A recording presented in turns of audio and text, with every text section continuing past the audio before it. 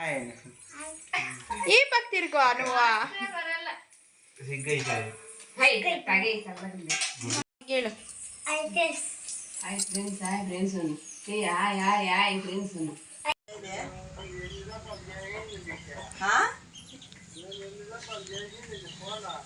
ఈ సెల్లుకా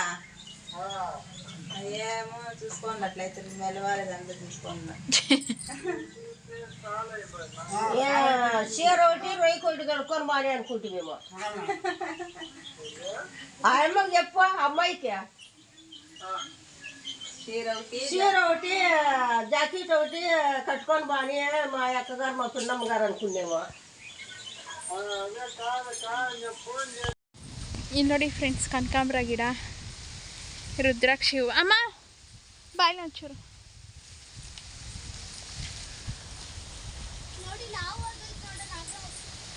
ಅಲ್ಲಿ ನೋಡಿ ಫ್ರೆಂಡ್ಸ್ ತೊಂಡೆ ಕತ್ತ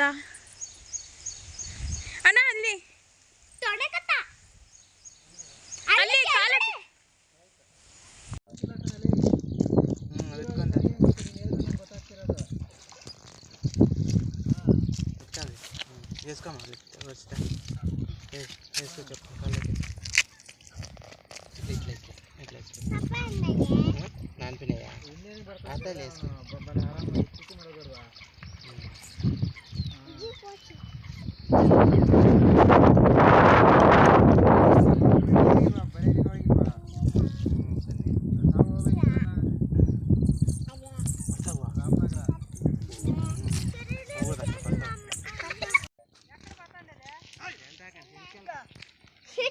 ಮುಸ್ಕಿನ ಜೋಳ ಬಿತ್ತನೆ ಮಾಡ್ತಾವ್ರೆ ನಮ್ಮ ಹುಡುಗರು.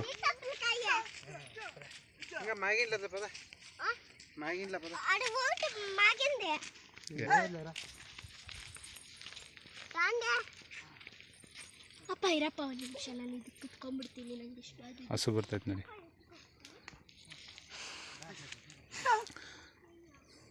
ಏನ್ ಭಯ ಹಾಂ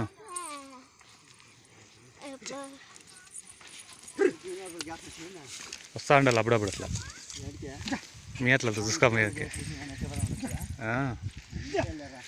ఎప్పుడైతే పోయినా అదే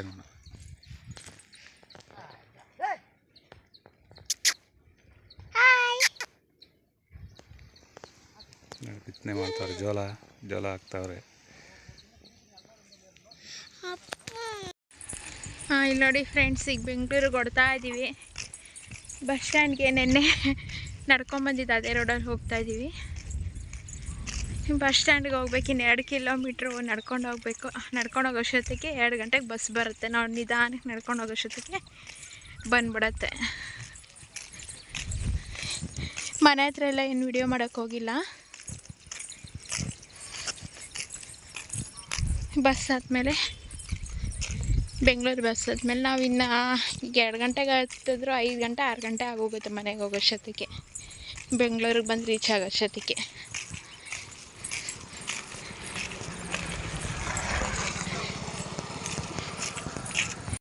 ಇಲ್ಲಿ ನೋಡಿ ಭತ್ತದೆಲ್ಲ ಹೆಂಗೆ ಹಾಕಿದ್ದಾರೆ. ಇಲ್ಲಿ ನೋಡಿ ಫ್ರೆಂಡ್ಸ್, ಗುಡಿಸ್ಲು ಮನೆ ಎಷ್ಟು ಚೆನ್ನಾಗಿದೆ. ಇದು ಇಷ್ಟು ಒಂಥರ ಚೆನ್ನಾಗಿದೆ. ಈ ಮನೆಗೆ ಬಂದು ಈ ನಮ್ಮೂರಿಗೆ ಬಂದಾಗೆಲ್ಲ ಈ ಮನೆ ನೋಡ್ಬಿಟ್ಟೆ ನಾನು ಹೋಗೋದು. ನೋಡಿ ಎಷ್ಟು ಚೆನ್ನಾಗಿದೆ ಇದು. ಎಲ್ಲ ಕೆಲ್ಸಕ್ಕೆ ಹೋಗಿದ್ದಾರೆ, ಇಲ್ಲಾಂದರೆ ಒಳಗಡೆ ಹೋಗ್ಬೋದಾಗಿತ್ತು. ಇಲ್ಲಿ ನೋಡಿ ಎಷ್ಟು ಚೆನ್ನಾಗಿದೆ ಅಲ್ಲ, ಚೆನ್ನಾಗಿರುತ್ತೆ. ನಾವು ಇವಾಗಿರೋ ನಮ್ಮ ಅತ್ತೆ ಮನೆಯೂ ಹಿಂಗೆ ಅಂತ ಇದ್ದಿದ್ದು, ಇವಾಗೆಲ್ಲ ಹೊಡೆದಾಕಿ ಕಟ್ಟಿರೋದು.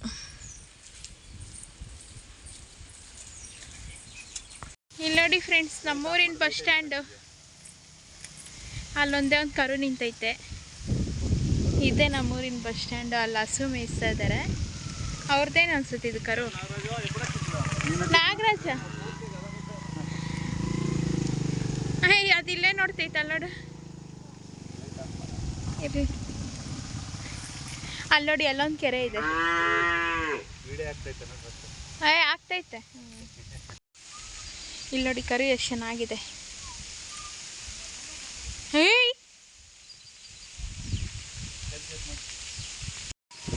ಹೋಗಿ ಮುಂದೆ ಏನು ಮಾಡಲ್ಲ. ನನ್ನ ಮಗಳಿಗೆ ಹಸುಗಳಂದ್ರೆ ಇಷ್ಟ, ಅದು ಕಂಡ್ರೆ ಭಯ.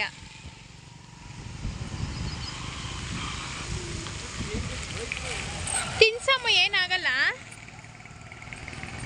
ಆ ಕಣ್ಣು ನೋಡಿ ಭಯ ಬೀಳ್ತಾಳು.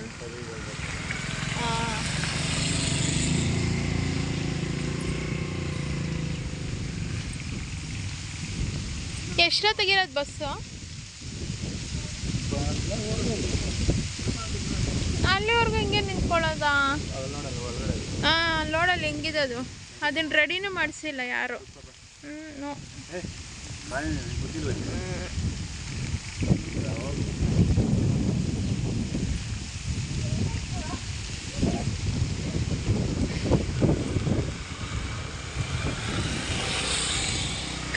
ಖಾಲಿ ಹೊಡಿದೈತೆ ರೋಡು.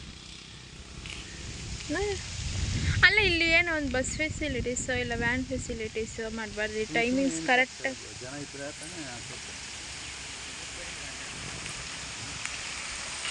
ಅಲ್ಲೇ ಆ ಕಡೆ ಅಲ್ಲಿ ಇರೋದು ಅಕ್ಕಮ್ಮಗಾರ ದೇವಸ್ಥಾನ. ಹಿಂದಿನ ಬ್ಲಾಗ್ಗಳಲ್ಲಿ ನೀವು ನೋಡಿರೋರಾದರೆ ಗೊತ್ತಿರುತ್ತೆ. ಇಲ್ಲಿ ಈ ಬಸ್ ಸ್ಟ್ಯಾಂಡಲ್ಲೇ ಇಳ್ಕೊಂಡು ಇಲ್ಲಿ ನಡ್ಕೊಂಡೋಗಿ ಅಲ್ಲಿ ವೈಟದೊಂದು ಇದೆ ಶೆಡ್ ಥರ, ಅಲ್ಲಿ ತಿರ್ಕೊಂಡ್ರೆ ಅಲ್ಲಿ ದೇವಸ್ಥಾನ ಕಾಣಿಸುತ್ತೆ. ಈಗೆಲ್ಲ ಗಿಡ ಮರಗಳೆಲ್ಲ ಬೆಳ್ಕೊಂಬಿಟ್ಟಿದ್ದಾವಲ್ಲ, ಅದಕ್ಕೆ ಕಾಣಿಸ್ತಾ ಇಲ್ಲ. ಇವೆಲ್ಲ ಯಾವುದೂ ಇಲ್ಲ ಅಂತಂದರೆ ಗೋಪುರ ಎಲ್ಲ ಕಾಣಿಸೋದು.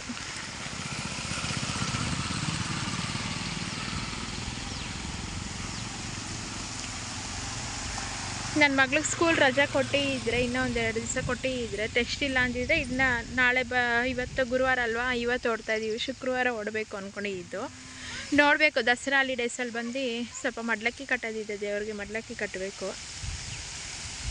ಇಲ್ಲ ಟೆಸ್ಟ್ ಆದಮೇಲೆ ಆದರೂ ನೋಡಬೇಕು, ಟೈಮ್ ಇದ್ದರೆ ಕರ್ಕೊಂಬರ್ರಿ, ರಜಾ ಕೊಟ್ಟರೆ ಬರಬೇಕು. ಮೊನ್ನೆನೇ ಅವ್ರ ಮ್ಯಾಮು ಬೈತಾಯಿದ್ರು, ಎಷ್ಟು ರಜಾ ಹಾಕಿಸ್ತೀರಾ ಅಂತ. ಈ ತಿಂಗಳಲ್ಲಿ ಜಾಸ್ತಿ ರಜಾ ಆಗೋಗಿತ್ತು ಅವಳದು. ತಿಂತಾಯ್ತಾ? ತೊಗೊಂಡೋಗಿ ಹಾಕು ಪಾಪ ಅವ್ರಿಗೆ. ಅವ್ರು ಬಂದು ನೋಡ್ತಾರೆ, ಯಾರು ಹುಲ್ಲೆಲ್ಲ ಯಾರೋ ಹಾಕ್ಬಿಟ್ಟಿದ್ದಾರಲ್ಲ ಹಸುಗೆ ಅಂತ.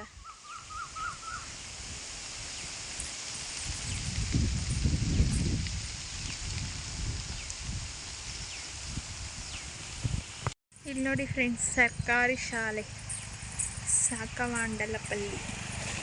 ಇದು ಪಕ್ಕದೂರು, ನಮ್ಮೂರಿಂದ ಇನ್ನೊಂದೂರಿಗೆ ನಡ್ಕೊಂಬಂದಿರೋದು. ಇದು ಇಲ್ಲೇ ಬಸ್ ಸ್ಟ್ಯಾಂಡ್ ಇರೋದು ನೋಡಿ.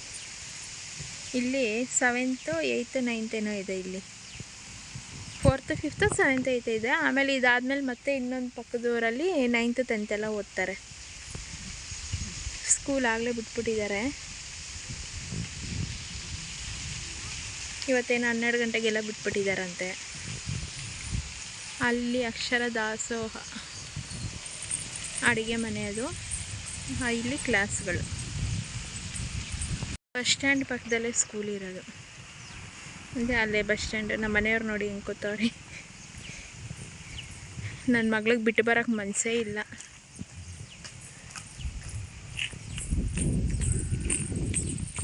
ಇಲ್ಲಿ ನೋಡಿ ಫ್ರೆಂಡ್ಸ್, ಪಾತ್ರೆಗಳು ಬಟ್ಟೆಗಳು ಒಕ್ಕೊಂಡು ಕೆರೆನಲ್ಲಿ ಹೋಯ್ತಾವ್ರೆ ಈ ಬಿಸಿಲಲ್ಲಿ.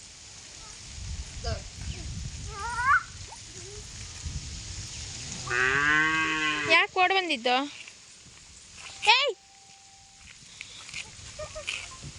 ಎಲ್ಲರೂ ಒಂದು ಪ್ಯಾಂಟ್ ಆದ್ರೂ ಹಾಕ್ಬಾರ್ದು ಬಿಸಿಲಲ್ಲಿ ಮಕ್ಕಳಿಗೆ.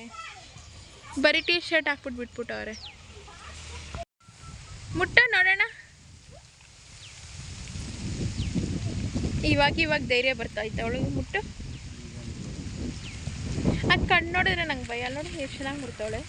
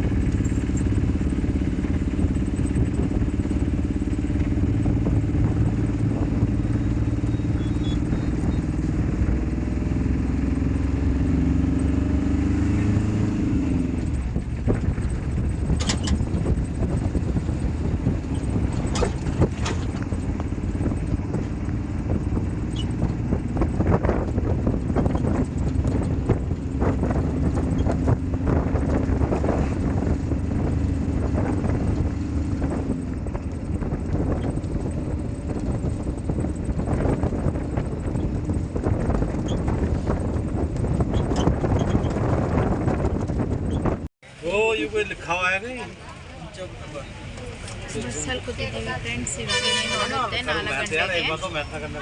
ನಾವು ನಮ್ಮೂರಿಂದ ಬಾಗೇಪಲ್ಲಿಗೆ ಬರೋಷ್ಟೊತ್ತಿಗೆ ನಿಶ್ಚಿತಾಯಿತು. ಬಸ್ ವೆಯ್ಟ್ ಮಾಡ್ತಾ ಇದ್ವಿ.